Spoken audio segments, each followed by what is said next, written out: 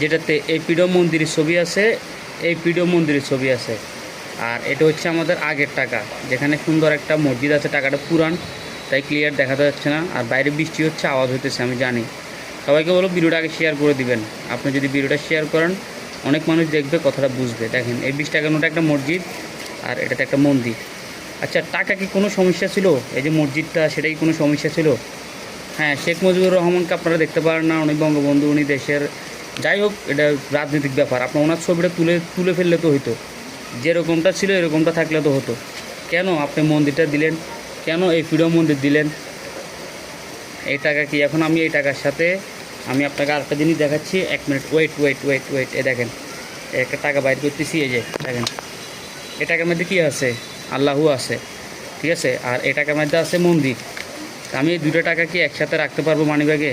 আপনাদের থেকে আমার প্রশ্ন, উত্তরটা দিবেন আর ভিডিওটা শেয়ার করবেন। রাখতে পারবো? এটা কি আমি এই টাকাকে আমি পকেটে করে নিয়ে কি মসজিদে ঢুকতে পারবো? মন্দির নিয়ে আমি মন্দিরকে সম্মান করতেছি, অসম্মান করতেছি না।